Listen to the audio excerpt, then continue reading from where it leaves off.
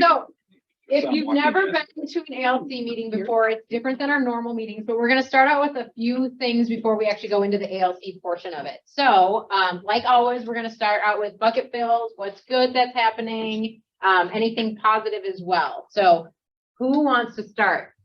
I have a closing tomorrow.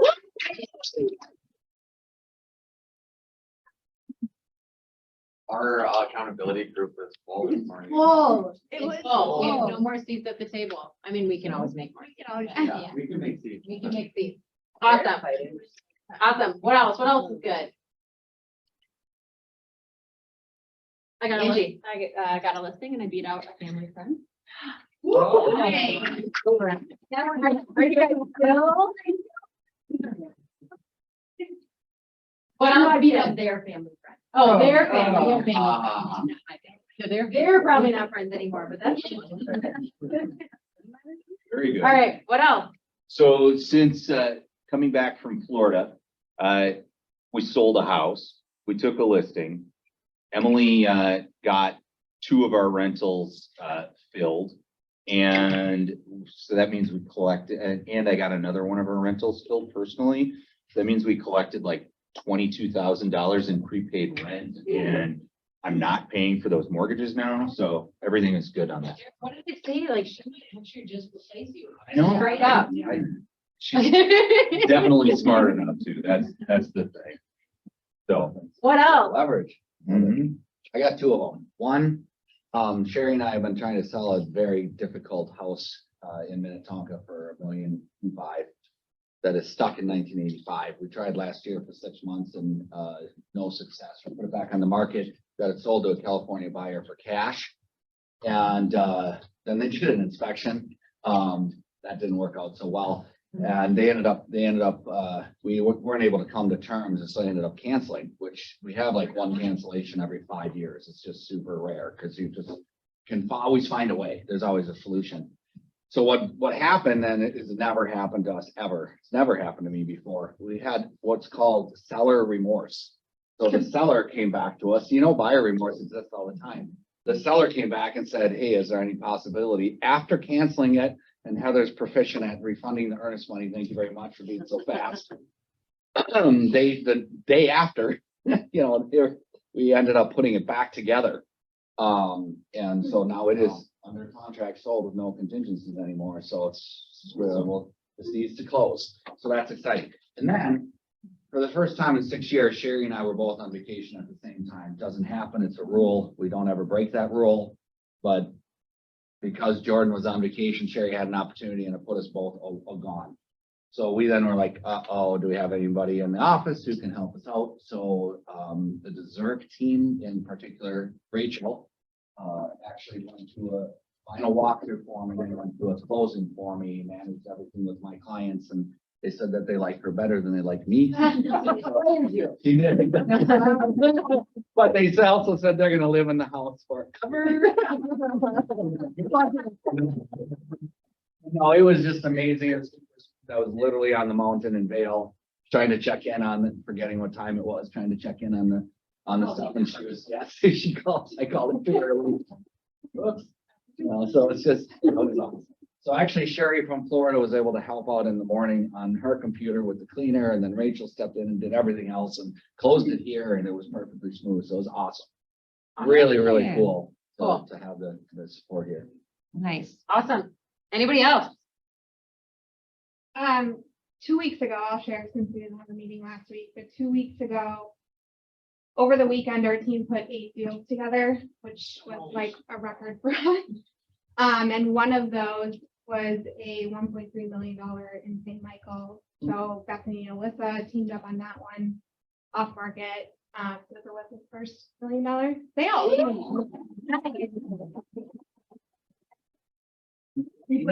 Michael. In St. Michael, right? That's the highest St. Michael. Nice. Awesome. Anyone else? All right. Moving on. So Candy actually sent me this next thing, and I'll just kind of read it out loud. It made me think of our conversation, I think it was 2 weeks ago, right? About working and having a job. Because real estate can be really, really an interesting industry, and sometimes we don't necessarily think of it as our daily job. So, when I was a kid and played football, practiced 5 days a week to play 48 minutes on Friday night, only then to come in for film review on Saturday morning.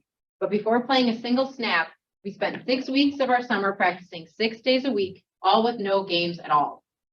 And then we entered training camp in the late summer with the dreaded 2-a-days as a grand finale, Hell Week, except for it lasted 2 weeks, a 6 a.m. practice followed by a 3 p.m. practice on the same day. On game days, we started preparation for a Friday night game with a team dinner the night before, and on Friday, we would take a team nap in the weight room as roughly 2 p.m. prior to the 7 p.m. kickoff. All for what? What was on the line? A football game. That's it. Fast forwarding today into your life, what's on the line? Everything. Real life is on the line, yet most are getting completely outworked by a bunch of high school kids preparing for a game. The amount of opportunity in this world is ridiculous. You need to want it. This is why the lions among us are absolutely lapping the rest of us. The good news is that it's your choice. Now step up or step back. How true is this? What was the mindset when you were a kid if you played sports, or the kids that you knew that played sports? Like, I'm going to Vegas for a tournament with my daughter, okay? We are traveling. She practices 2 hours a day, right? While going to school, while doing her homework. And there's something about us as real estate agents that it's like, man, oh, our legion. Oh, I don't know if I got time today.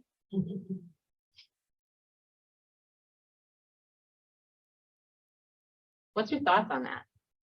Or 5 minutes of lead gen practice. Or Right? 10. I mean, this hit pretty hard. Like, wow, it's really up to us, right? And the people that are crushing real estate are doing these things in a different level. Would you guys agree with that? I'll say something that, sorry. Oh, as I mentioned in our meeting earlier, it was like, sometimes you just feel like you get stuck going in circles, trying to bite your own tail. And like, you don't really see like any like growth or anything come from that. But like last week I set 3 appointments, and you said, well, what was the difference between that? Because the last like 3 weeks I was pretty much doing the same things, but wasn't getting any results. And I think I just said it was the consistency that kind of paid off. So Yeah. Yeah. It's in the numbers. I read something the other day that was talking about, it's not the guy that goes to the gym for 2 hours. It's the guy that goes to the gym for 20 minutes every single day, about just putting in the time every single day. And when I read this, it reminded me of, all 3 of my boys did cross country last year. And I saw one of my boys never have an attitude about it, always was so dedicated, gave it 100%. And he was the one who, when the races would come, would be getting first and second place against like 150 kids. And I saw the other one do the very last race and throw everything down on the ground. And he said, I'm done. I'm never doing this again. And they both took it to such a different level, but it was based on what they wanted and what they wanted out of it. Right? I mean, hockey fans, which I'm not sure how many are in here, but I definitely am. I mean, if you guys watched the state hockey tournament, right, boys and girls, the team that lost, there were, high school boys that they're like crying for sissies, right? They were all in tears. Like they worked their whole high school career for that moment, right? And they lost. And on the other side, they worked their whole high school career to actually get that trophy. And now they're done. Most of them are done, right? Like that's what it was. We have an entire opportunity to have a career for however long you want it. You can sell it. You can pass it on to somebody else. And high school kids are out working us. The other part though is you gotta do what you love. The reason they work so hard is they love playing the game. And so you have to figure out what is it about this game we're playing that we love that makes it worth doing the work. Yes, and they're doing the stuff they don't love Right. to have the opportunity to do that, right? Yes. Like those 6 a.m. practices as a high school kid, no one wants to get up at that time period and run sprints, right? So that's where the lead gen piece comes in, if you don't want to do it, cool, but in order to be in here doing the passion of helping people buy and sell real estate or invest or build wealth, you got to do the stuff that's not awesome.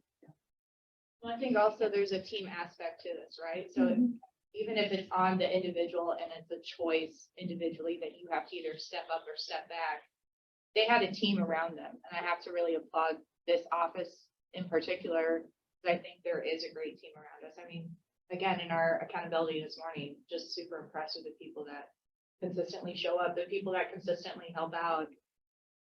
So I think there's something to that. And the fact that like there's lead gen opportunities, like there's going to be today after this, for people to, even though you don't like doing this stuff, there's still people that can come around you and help motivate you to do it. And it's a lot more fun doing something you don't like when other people are there to do it with you.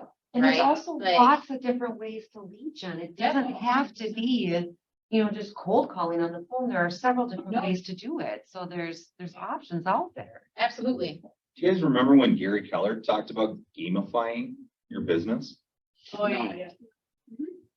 What is it? He's like, I don't either. I was just asking.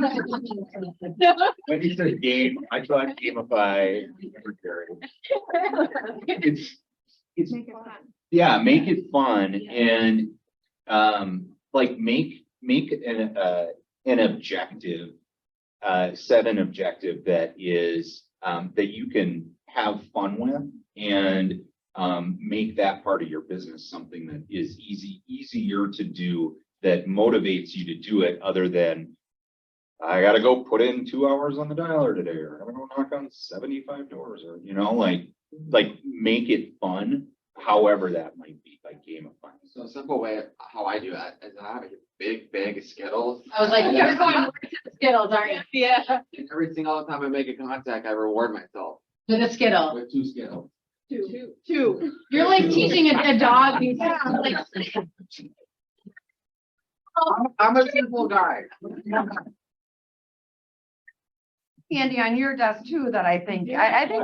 You think it that way, that's an awesome way to I think do you it. might do a little of that. No, you had scripts on your desk. it's now coming to your desk now. He's a gigantic bag of rainbow It's colors. almost gone.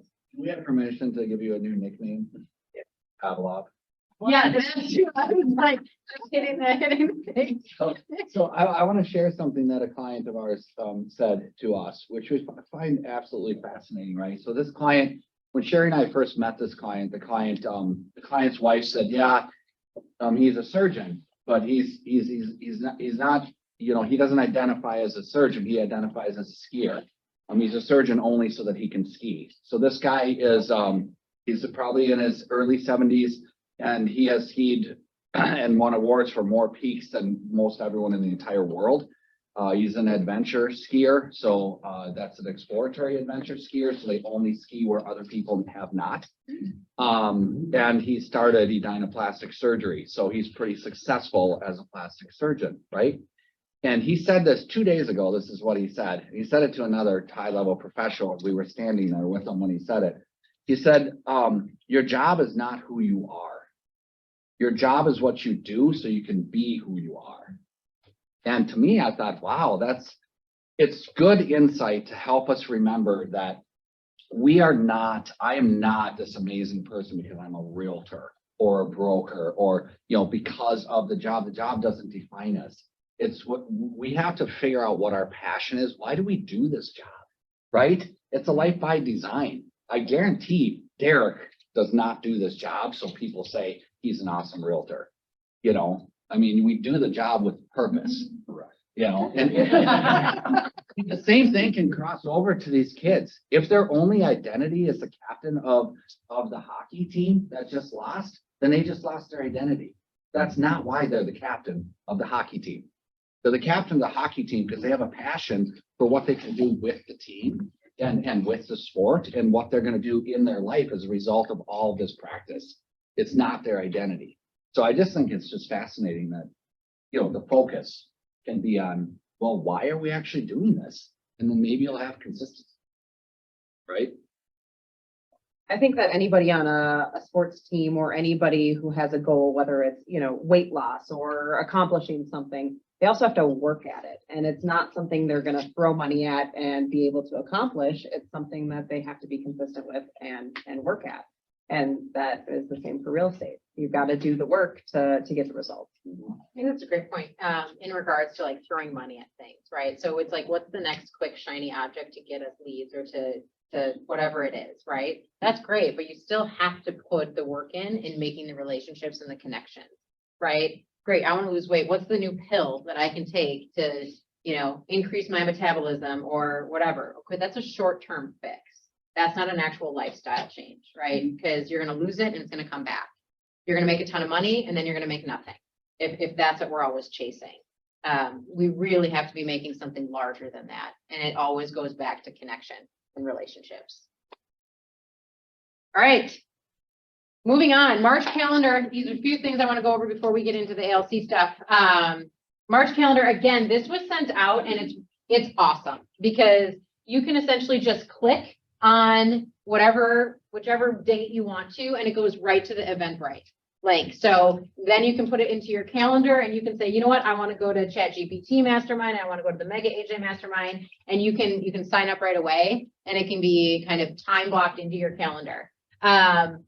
There's a few here to know for free CEs that you guys can sign up for. So those are always good ones. A lot of times those are in person only. So just make sure that you're aware of what the location is because it could be at one of our 5 market centers. And then last but not least, our all office team meeting is going to be the 29th and it's in Otsego. I am going to be the one that is running the script off that day. And we also have a few of our agents that are going to be on that script off. So the point of that meeting is we're going to have probably about 6 or 8 top producers running through listing objections and buyer objections. I will be the seller or the buyer, so it's going to be fun and entertaining for everyone to watch. Rick is for sure going to be up there doing it. I think we've got an Otsego agent, and then we have Graham Smith from the Lakes office, and there's a few from have to go to Otsego? Yes, you do. You already. And then we'll be giving out some scripts as well. Any questions on the training calendar? Rick, I appreciate you. Lydia from the front desk. Yeah, but She'll probably send it out again. She's awesome. I do love the fact that Rick was like, I didn't read the whole email. This is how I always know Rick doesn't read the full email. All right, next thing that we are all really, really excited about. So a lot of people have asked about different things in regards to kind of ramping up your business, new agents especially, and this is not just a new agent portion. So we are going to be running something called boot camp each month. So it's going to start out, it's going to be in April, it's going to be at 10 a.m. on Tuesdays and Thursdays.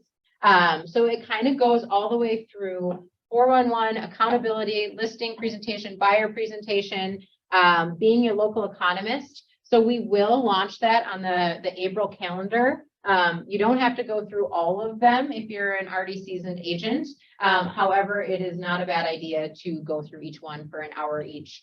So it's 2 hours a week. And then we have multiple different teachers. Lydia is going to teach, Heather's going to teach, I'm Opportunities, teaching. And we're put a lot of focus on command, Yep.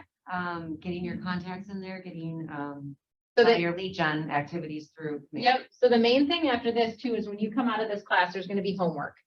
So when you come out of this month, you will have 200 plus contacts in your database because each week we'll be putting 25 into 100%, right? So you're going to have mailing address, you're going to have email, and we're going to give you the ways to be able to get all that information from people. Any questions on that? Oh, that's fun. Awesome. All right, then let's start the March ALC meeting. Do I hear a motion to start the ALC meeting? Let's do it.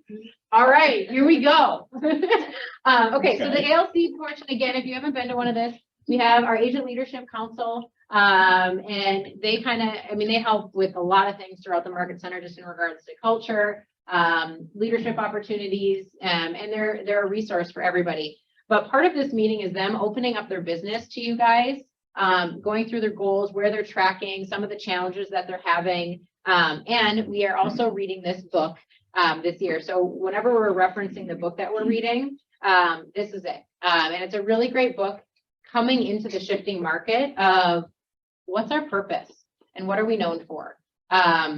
This week or this month, we talked about what we're known for or what we believe we're known for and what other people think we're known for. The question that I kind of came up with, and I didn't give you guys warning on this, so you might take a second just to think about it, is sometimes there's a gap, right? There's a gap between what we believe that we're known for and what people think that we're known for, right?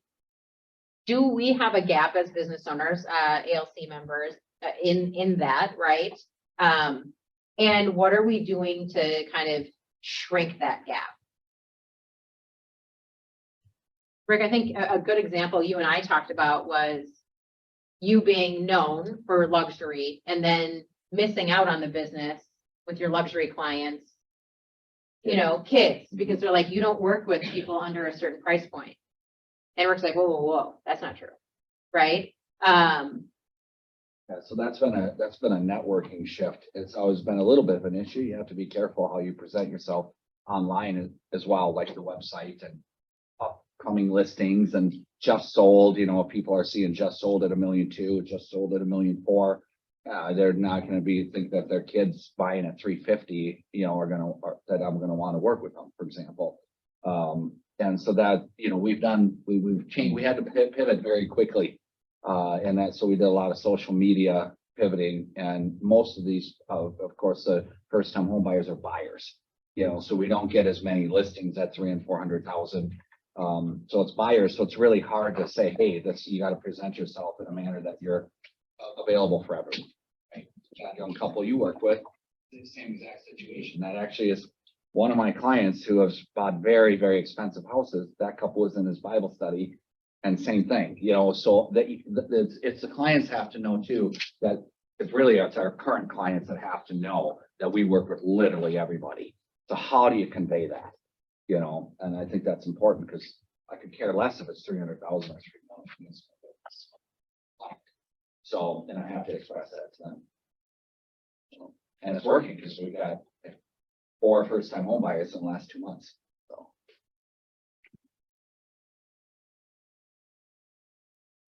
Gonna grow up, sell their house someday. They are. All right, who else? Yes, they will. One gap that I found that I had is, I kept losing my friends as clients. And because everyone thought I was just a property manager. That's all I did, was property management. I was like, That's what I thought. yeah, That's what I thought too. yeah. Crazy. Yeah. But, yeah, so I realized like, partially from like reading this book is like how I am communicating to people and what I'm putting out there is so important.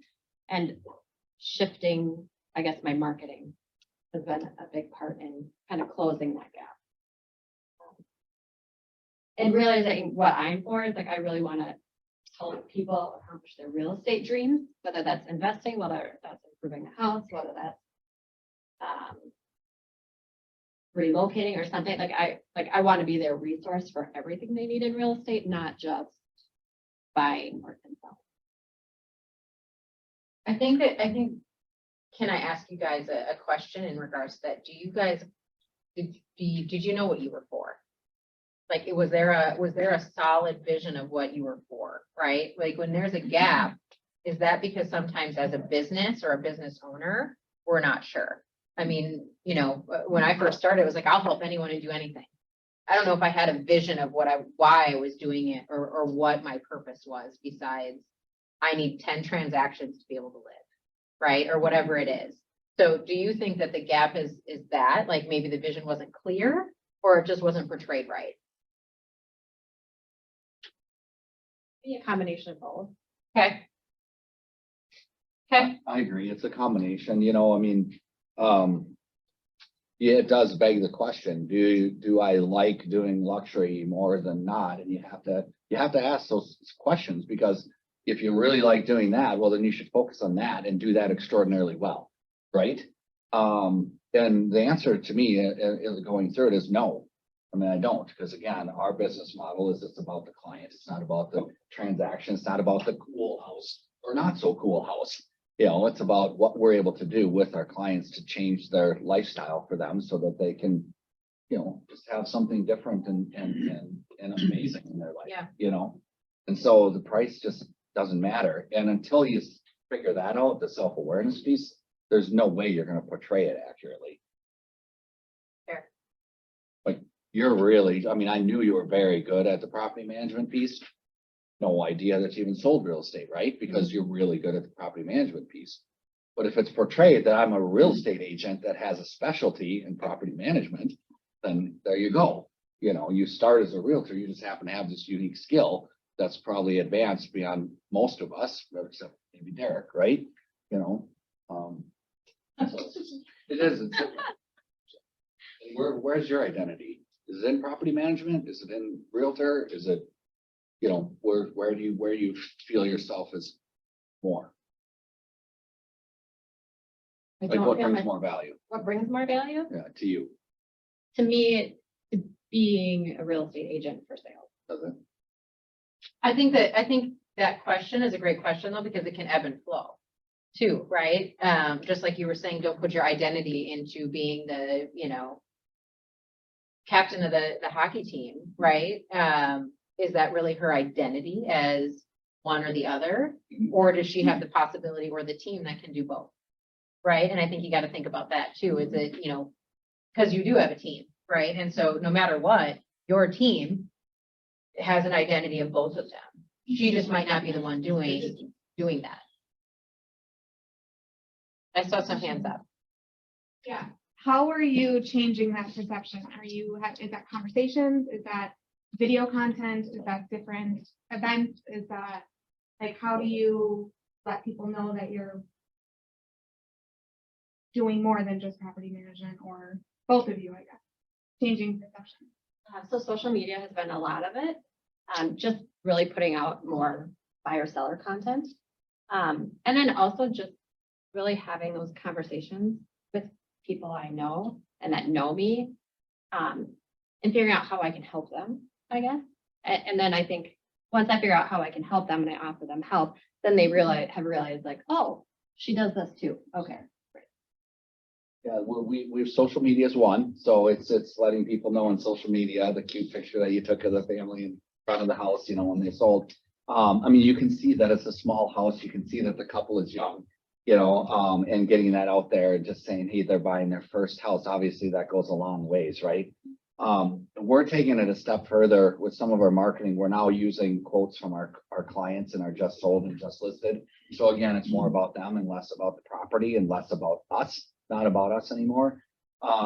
And so we're trying to do that too with this first time home buyer. So our sphere of influence is big from all these years. And so what we're doing now with the first time home buyers is just sending a notice out saying, hey, this young couple, clients, children, you know, a good client of ours or a longtime client of ours, kids just got their first house, super exciting. We just wanted to share it with you. And that goes to our sphere, which is super important because, you know, most of our sphere have all got adult kids, you know. So. I think that's, so I posted about social media the other day, right? Of like, what's the purpose of social media for real estate agents? Because I mean, I see a lot of posting from real estate agents. What I don't see a lot of is that to a sphere, right? So when you do your newsletter or your smart plan, how cool would it be for like the month prior to giving your sphere who your other clients were, right? Like, hey, we just got this first time home buyer in.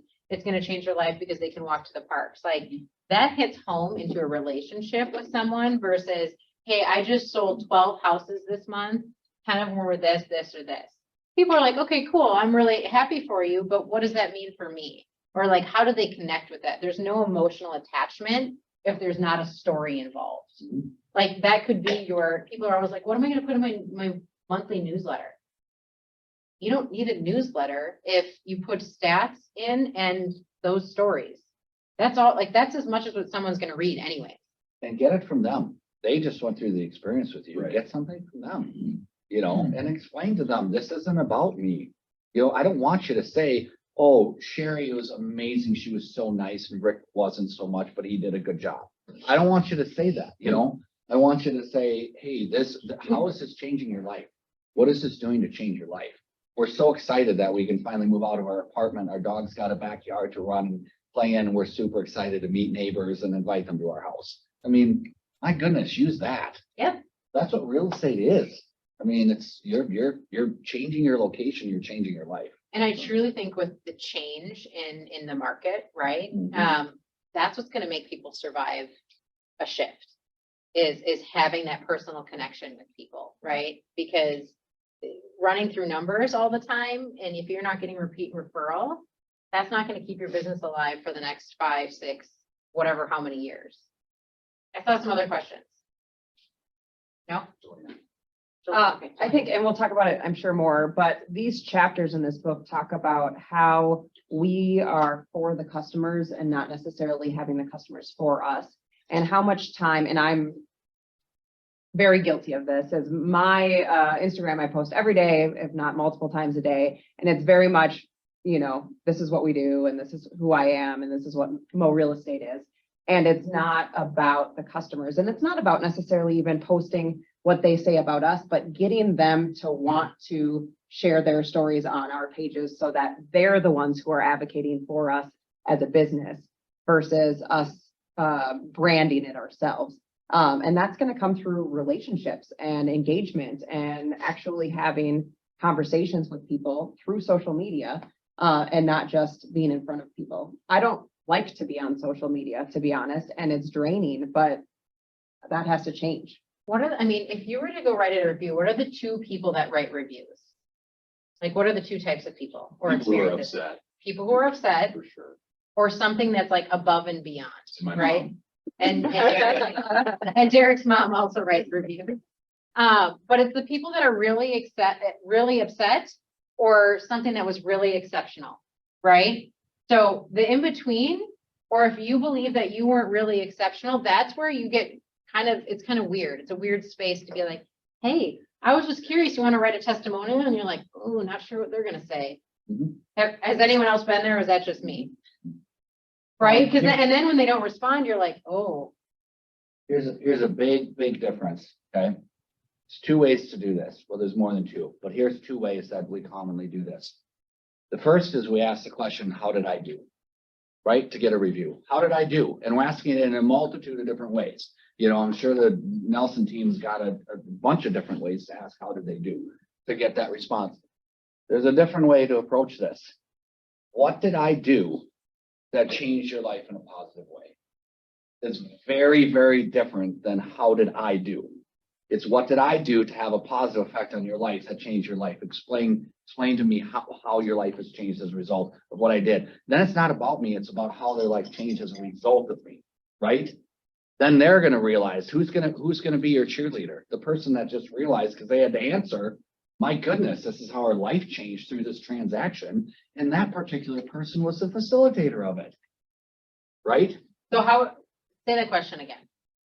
What did I do that created a positive change in your life, or that changed your life in a positive way? How can you reword that where it's not what you did? How Yeah. did- oh, go ahead. Do you know what I mean? Like, and Yeah. I don't mean that in a way, but I'm saying, how can you reword that question of like, how did this purchase or Yeah. sale So that's affect actually, your life in a positive way? Because the moment that you're like, what did I do? You're bringing it back to you again. Yep. What did Rick, do to make your life better? I understand. Right? Yep. Which I think if you're trying to get the testimonial, right, of an experience, almost take the I or we or our team out of it. Yeah, so the question becomes, throughout this transaction that we've had, or throughout this experience that we've had with you purchasing this real estate, how have you seen that your life has changed in a positive way? And that's not us at all, and that's the actual question that we do ask them. And then sometimes it takes them a couple of days to get us a paragraph or a quote back. Sometimes I just call them and talk through it, you know, and say, is there anything that we can use? And we just say Mr. Seller or Mrs. Seller at the end, you know, and we're not gonna use your name or anything, so. Awesome. And I do think that once they're thinking about how their life has been impacted positively, the gratitude comes back and they're going to be grateful for how you facilitated that transaction. And all of the bad things in the transaction go away. Yeah. Right? So if there are things, because there are always things in a transaction that are not awesome, right? Either the negotiations get heated, an inspection item gets whatever, but the moment that you bring them back to the emotional piece of why or what it's done for them, everything else they're gonna forget. Because now the last memory that they have is this positive experience that you just asked them about. And when you don't ask them that, they're going to remember the not so great things that happened in the transaction. That's human nature, right? Like how many times, oh gosh, I sold this house and it was the worst experience I've ever had. It might not have been, right? But that's what they remember. So I got into a place of like some extreme thought and creativity last night at like 8:30. And it ended up fueling like a 5+ hour brainstorm session. And I came up with the thought that one of the things that I've been able to do really well for myself over the years has been to finding extreme value in property. And I don't know, at least I feel like I've done a really good job with it. And that correlates back to the real estate sales business in finding extreme values for my clients, or great values, maybe not extreme. However, I haven't necessarily been able or like used it in a way to obtain other business. And so if you have any clients who are like, or contacts who are like could buy a house and the market just doesn't feel like that right now because interest rates are high and prices are high. If you go find a house that can work for them, that is an extreme value in today's market, they should buy it. And if you feel passionately enough about it, they're going to feel that too. And you have to convey it to them.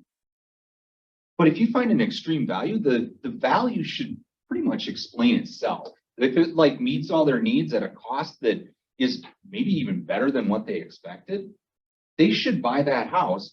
They may not, but they should.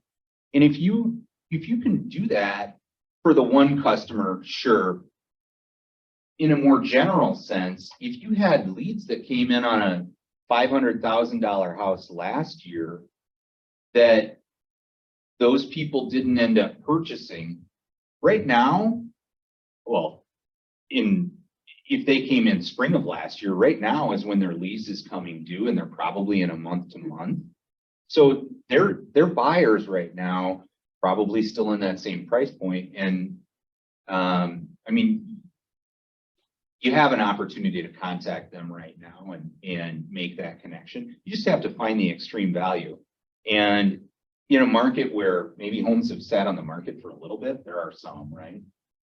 Maybe that's an opportunity, and maybe you use the financing angle, and rather than reducing the price, maybe you do a big interest rate buy down or something like that to make it an extreme value for the buyer, so that they're now maybe living in the house that they didn't think they could afford, but it all of a sudden is affordable. Derek, I think that there will be questions or people, the question comes up, how do I know if there's extreme value? Like, how do you know that, right?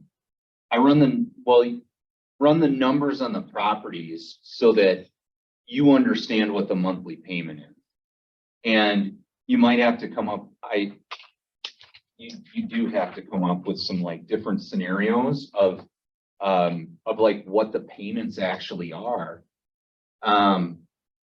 Because the $500,000 or $600,000 or $2.5 million house or whatever it is, it's not that. Like there may be people paying with cash, but most people are buying on a monthly payment, and you have to figure out what the monthly payment is to figure out if it really makes sense for them. Because if they can afford $2,500 and it's $3,000 a month, then it's like the value is irrelevant to them. But if you relate it in a way that makes sense to them, it makes it such an easier decision for them. Well, I think there's an additional piece of the extreme value, which I think you guys heard Derek reserves that for himself, and good value for his clients. But the extreme value can be found in our skill set and understanding what you can do to improve a property. Which if you don't have it, then talk to people in the office, and lots of people who have improved properties or who have gone through remodeling and updating and stuff. Because then you're starting with a particular payment, you're looking at the appreciation of that property over time, which at a minimum, we should expect is going to go up 4% per year, right? If you look at long-term, and then you look at, okay, if we put $100,000 into this, we can do that as realtors. We can say what it looks like is you put $100,000 into this $400,000 Rambler in Minnetonka, and you add a second stall to the garage and do whatever. This is, we've comped it out. This is what it's worth at the end for you. So is it worth that? Now you've created an extraordinary value, and that's going to appreciate 4%, 6%, 7% per year as well. Right? That's the exact reason I ended up getting my real estate license. Is because most agents have no idea what it costs to acquire a property, what it costs to, make it whatever it is, whether or not it's a bathroom remodel or a kitchen remodel, and then what you can resell it for. I'm gonna say at least 70% of agents do not know what that takes. And I think that would be on the low end, quite honestly. And that's part of our job. And the reason we don't know that is because we're not trying to learn it. We are so much more than someone that shows a house and says, wow, aren't these beautiful granite countertops? And it's 3 bedrooms, 2 baths. Would you guys agree with that? Because then I'm going to say, yeah, everyone's right. What commission we get is way too much. If that's all that we're doing, way too much.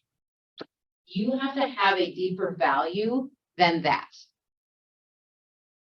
Consumers are too smart now, right? And they have all of the knowledge base. What they don't know is what it takes to make that home theirs, or what it takes to build wealth from the home. That's what they don't know. That's what we have to know as real estate agents. Would you guys agree with that? Absolutely. The other thing, especially Derek, and there's probably 10 or 12 people in the office that do this really well, is figuring out what the rent in that property could be as well. So, you buy the house, you improve the house, don't sell it.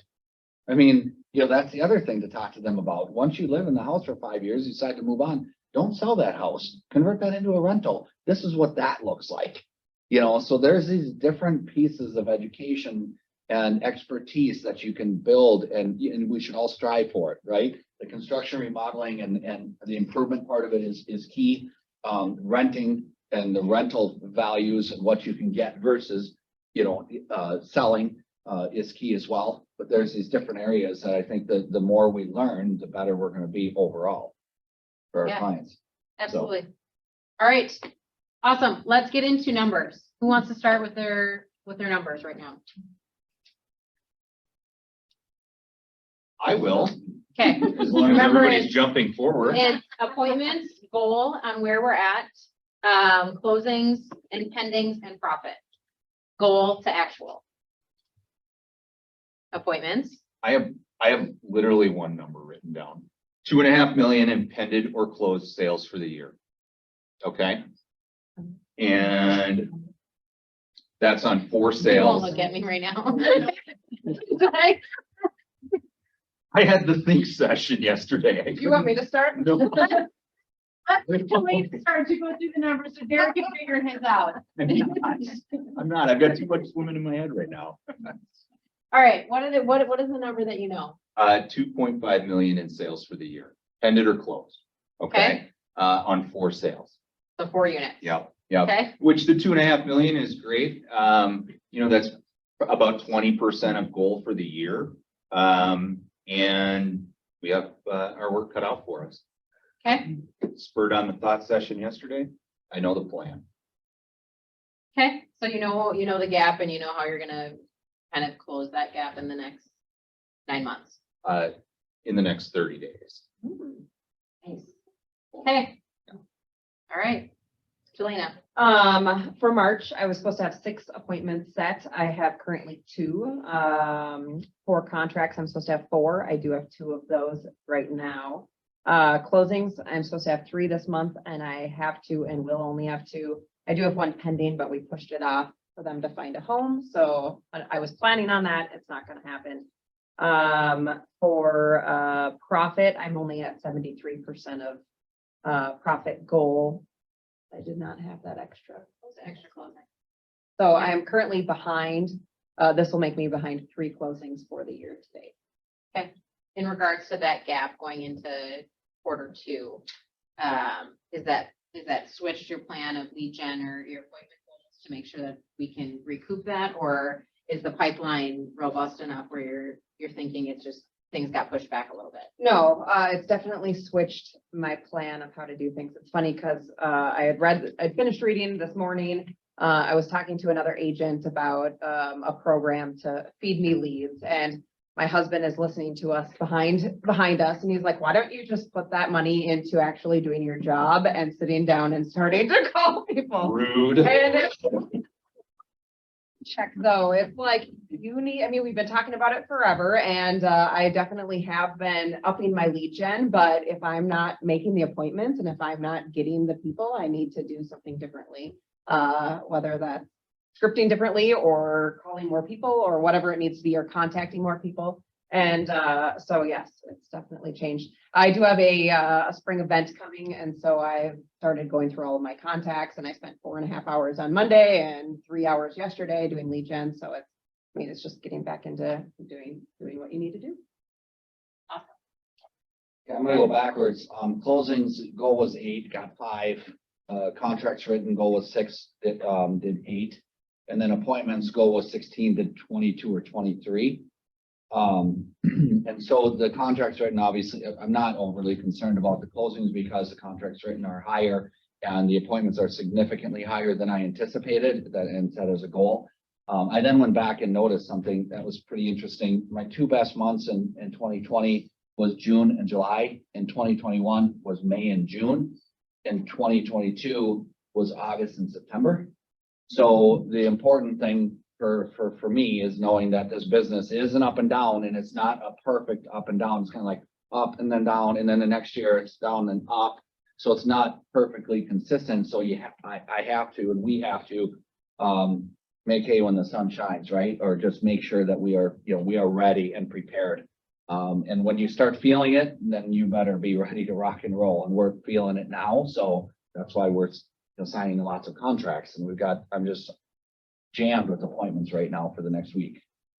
So What? do I have permission to ask you a question on that? Of course. So as you say, it's up and down. Mhm. Those months are very sporadic and they're not necessarily in line with where it was ups and downs for those years, right? So that wasn't a seasonality piece. What makes your business up and down if it's not following the market's ups and downs? What makes my specific business is over 95% of all of our business is past clients and referrals. And so if it wasn't that way and I was prospecting a certain amount of time every day for new business, then my goal would be to get a certain percentage of new business every single week and every single month. We don't do that. So is it risky? Well, yes. Is it, if you look longer term every year, is it consistent and good? Absolutely, over the year it is. But you're going to have some past clients who are moving in August and they're selling a $2 million house. You're going to have some past clients whose kid are moving in January, buying their first house because their rent is, their lease is up. So we are kind of at the mercy of our clients. So it's extremely important for us to focus our attention and do a really, really extraordinary good job so that when one of them comes back or when somebody refers his business, we're ready, right? But it's going to be inconsistent. Okay.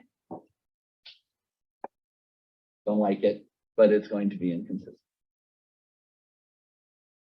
Angie. Can I ask you another question on that? This just has so many things, like, if that inconsistency was a drop, at what point in time would you not be okay with the I don't like it being inconsistent and finding new business? Because I think that your mind of new business may have a different, new business could be those kids. Yeah, Like, we right, don't, the kids wait. that are- I want to make it clear. We don't wait for our clients to reach out to us and say, oh yeah, I've got something for you. So there's a tremendous amount of effort that goes in. And I guess the inconsistency is how often and how seriously do you communicate with your sphere and your past clients? So lead Because- gen. Yeah, but yeah, it's. Greg's like, okay, there it is. So in a week where you have a lot of appointments coming up, how is your lead gen gonna be over the next 7 days? Well, that depends. If the mindset is, we have a lot of appointments, I don't need to do anything else, then there isn't gonna be any lead gen. But that's typically not where our mindset is. Does it go down a little bit? Yeah, because of the times in the appointments and the focus on the follow-up and, getting the listing set up and what have you. So yeah, it is a little bit of an ebb and flow. Isn't part of the lead gen, I mean, with those appointments, part of the lead gen could be asking for other business. And doing a better job with that. Yeah. And do your numbers. Greg's like, yeah, she's done asking me questions. I'm done. So Angie, it's your turn. Feel like how you just smooth past that. I could help with the lead gen thing. So my goal for appointments this month is 8. And I have had 2. My contract, my goal is 4, and so far I have 1 for March. I don't have any closings, and my goal is 3. And profit. I'm probably in the hole. Really, like with all the money that I'm putting out there right now. I did come to the realization in February that I needed more support in order to reach my goal. So I did hire a coach. And I'm very scattered.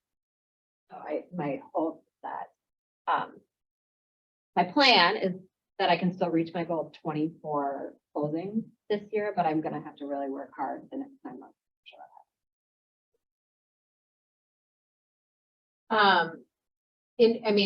We went through this before with other agents too, right? That first quarter, and it was an interesting market this year for first quarter. When I'm talking to a lot of agents and coaching, we're behind, like they're behind, right?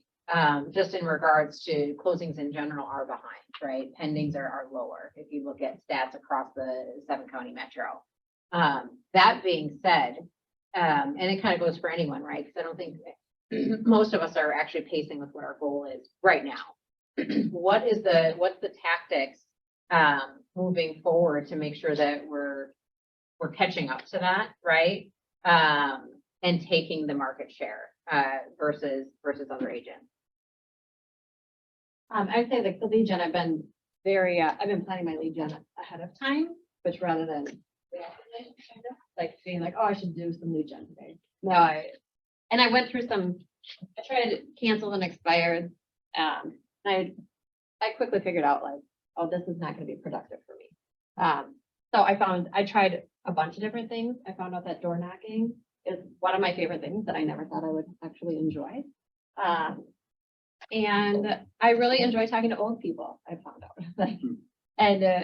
Just like hearing about their life and their house and their thoughts on the neighborhood. So my open house that I had this last weekend I only had 4 people through, but it was probably like the funnest time in real estate that I've had in a long time. Because of those 4 people that came through, and 3 of those 4 people were from my door knocking effort 2 days prior.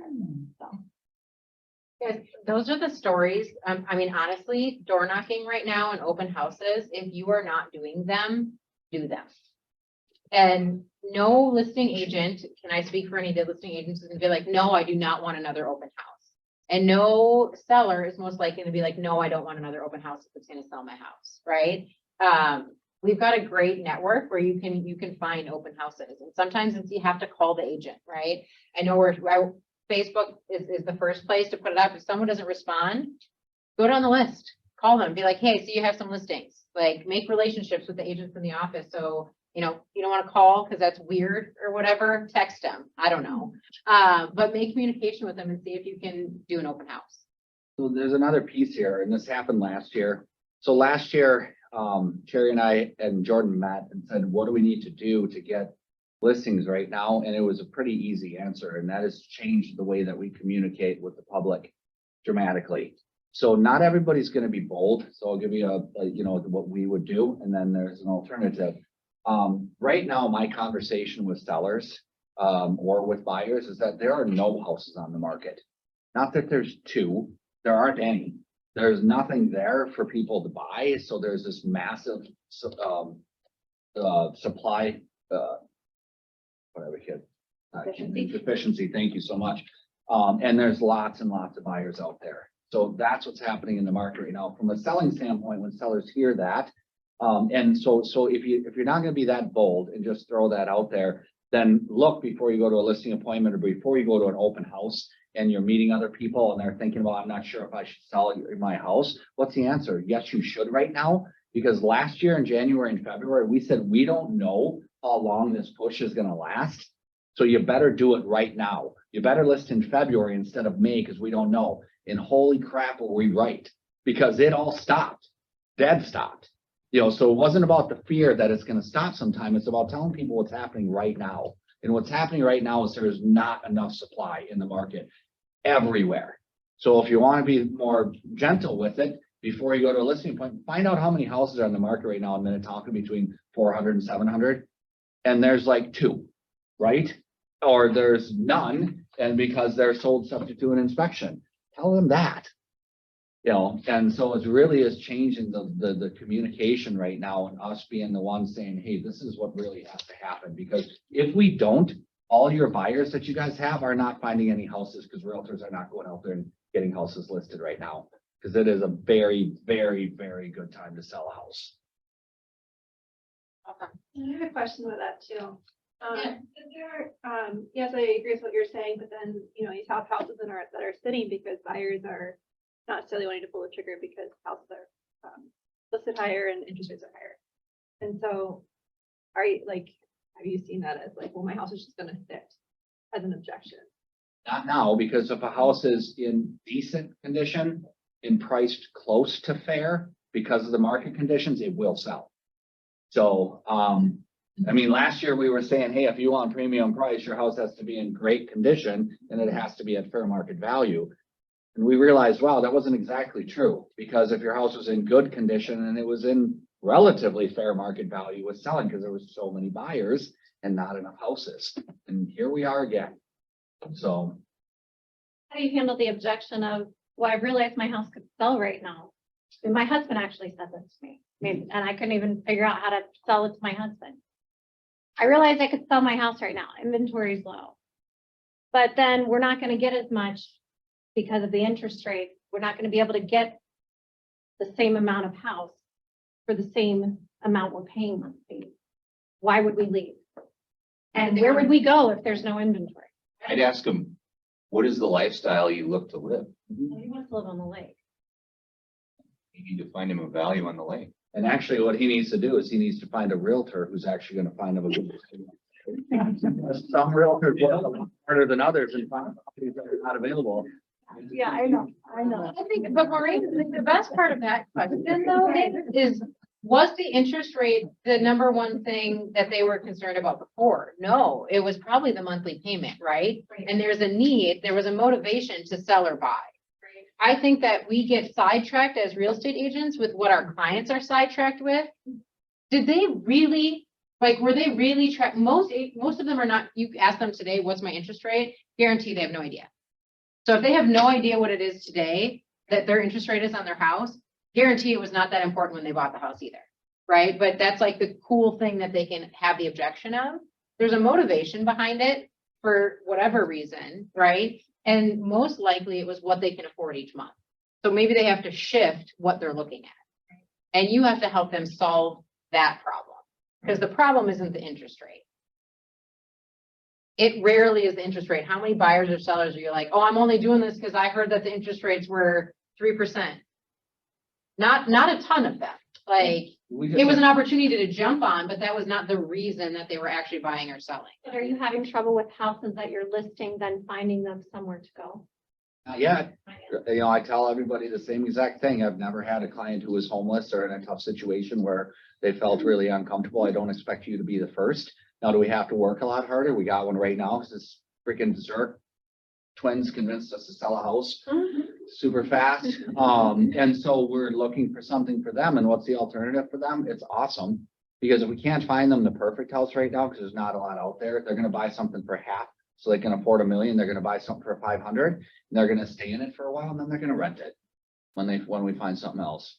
So, and we've got a couple right now, we got 2 more weeks, so if they end up, we got a couple in line for the, $500,000 range, and they're totally fine with that. But we're still looking for that house that they can stay in. Doesn't work, then they'll live in this other house for a year probably, or until they find something great, and they'll convert it to a rental.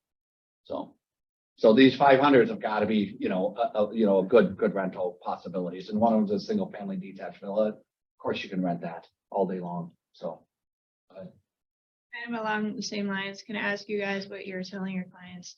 Right now, I've got at least 3 or 4 people saying, I don't want to list until, because my house isn't ready till August. I don't want to list because I can't move till June. I'm on the wait list for a retirement home. I'm saying the same things you are, which are, hey, there's not as much on the market. I think you should, let's get your house ready. What else can I say? Have you guys been paying attention to how many houses in the last 7 days have been going on the market? What's 3 weeks ago was 800 and yesterday was 1,180 or so. Yeah, so it's pretty simple. In May and June, there's going to be a significant influx in houses going on the market because the vast majority of other people who are on a lake or who have a yard or who want to make sure and show their landscape or have to finish painting the house or whatever they have to do, all those people who are waiting, they're all going to be on the market competing against you. Right now, we know the conditions are, there isn't anything else in your price range. So if you want to be, and let them make the decision. If you want to be the only house out there for all these buyers right now, then we got to get you on the market. The biggest worry is like, where am I going? Where am I going? Well, the nice thing about that is that if you house is in decent condition and we list it at fair market value, it's highly probable because let's say it's under 800, it's highly probable we're going to be in a multiple offer situation. And in a multiple offer situation, you have a little bit more flexibility in negotiating your terms with the buyer. So let's just, instead of a standard 45 to 60 day closing, because you've got 4 offers on the table, maybe you go back to one of those buyers and say, can you guys do a 90-day closing? Give me a little bit more time to find that right property, right? So, For a 30-day closing with a 60-day rent back. or rent back, which is a beautiful thing too. Get Lots money of in options. advance. And we have a couple good property managers here with short-term rentals. I mean, it's so simple. Sellers are in control right now. Sellers are holding all of the cards. They got them all. So, Just so you know, David Arwitz at Balanced Market is 20,000 homes in the Twin Cities area. On Monday, I put in active and coming soon in the 7 metro area. There were 4,361 homes. not 20. Yeah. So, There's not 20,000 homes right now. So if you need some numbers. Awesome. All right. Then I need to hear a motion to end just cautious of time at 12:05 to end. End the meeting. In the second one. Awesome. Wants and needs, send to Wants Lydia. and needs, if you guys have time, you can share them now. Otherwise, give them to Lydia and she will send out all wants and needs for buyers and sellers. And at 12:30, we will have lead gen here in the team reading room with the ALC. So if you guys want to lead gen with everybody, come on in. Yeah, go get your Chipotle. If anybody has something coming on in like St. Louis, Park, Minneapolis, Northeast Minneapolis, Como, under 250. Under 250? Under 250, yeah. Flexible on condition. Okay, can be a fixed reference, no problem. Okay. Are you coming back, Rick? It sounds like. yeah. Yeah, we'll Stuff see. done. I'm hoping. You're done. Sorry, that was. You don't forget there's an event at 4 o'clock. There's reset, leave rest and reset at 4.